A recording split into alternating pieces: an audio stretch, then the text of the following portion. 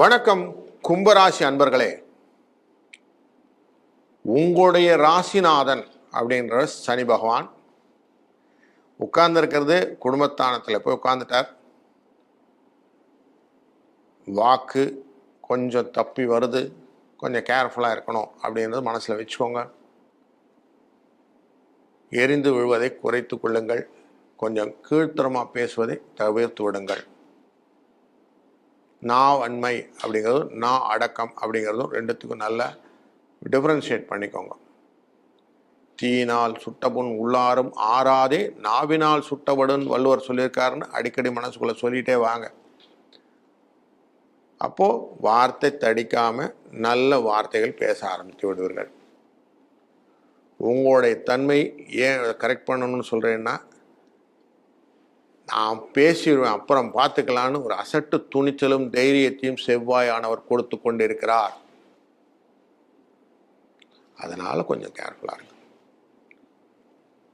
தொழில் அப்படின்னு போய் பார்க்கும்போது அவரே தான் காரணம். அதனால் செஞ்சுட்டு நான் செய்யலைன்னு போய் சொல்லுவீங்க.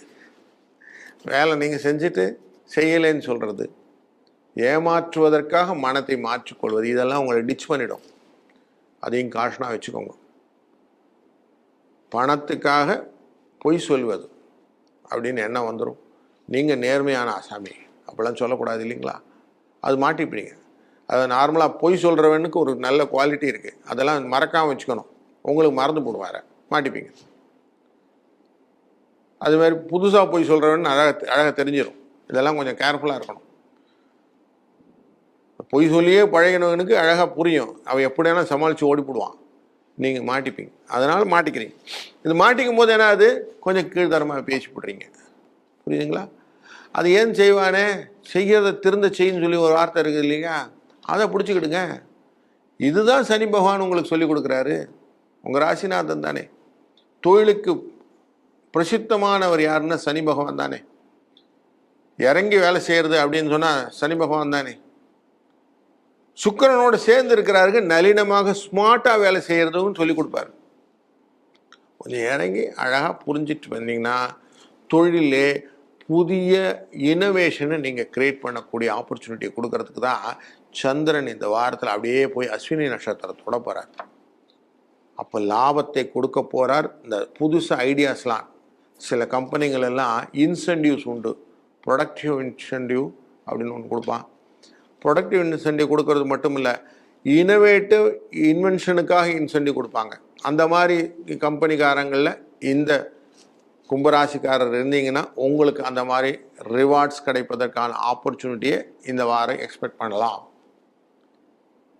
அது செலவுகளை காஸ்ட் கட்டிங்னு சொல்லுவான். செலவுகளை கண்ட்ரோல் பண்ணுறது, இல்லைன்னா புதிய மாடல்களை கிரியேட் பண்ணுறது, இதெல்லாம் உங்கள் மைண்ட்ஸில் தோணும். அதெல்லாம் செய்வீங்க. ஸோ அந்த இன்சென்டிவ் கிடைக்கக்கூடிய ஒரு அடிஷ்னல் ஃபியூச்சரும் இந்த வாரத்தில் உங்களுக்கு இருக்குது. குழந்தைகள் பற்றின நிறைய எண்ணங்கள் நல்ல ஓட்டங்களாக இருக்கிறது. அவர்களெல்லாம் நல்லபடியாக படித்து விடுவார்கள்ன்றத மனசை வைத்துக்கிட்டிங்கன்னா லாபம் உங்களுக்கு உண்டு. இல்லை சார் அவனை பற்றி தான் ரொம்ப கவலையாக இருக்குது சார் அப்படின்லாம் சொல்கிறீங்க, பயப்பட வேண்டாம். நல்ல தேர்வுகள் நல்ல முடிவுகளை கொடுக்கும். அவர்கள் தெளிவாக இருக்கிறார்கள், நீங்கள் தெளிவாக இல்லைன்றது பிரச்சனை. அதுவும் இப்போ சரியாக போடும். ஒரு 2 நாளைக்கு 12ஆம் இடத்துலேருந்து உங்கள் ராசிக்குள்ளார வந்துடுவார் சந்திர பகவான்.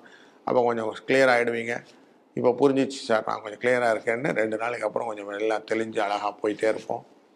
இந்த வாரம் அந்த ஈக்குவேஷனில் பார்க்கும்போது 4, 6 அப்படிங்கிற அதிர்ஷ்ட எண்ணை பயன்படுத்தி கொள்ளலாம். இந்த வாரத்திலே வெளிர் சிகப்பு நிறத்தை பயன்படுத்துவதும் சக்தி தேவியை வழிபடுவதும் ரொம்ப நல்ல பலனை கொடுக்கும். இந்த வாரம் இனிமையான வாரமாக நல்ல சுபிட்சத்தை உங்களுக்கு கொடுக்கட்டும். வாழ்க வளத்துடன்.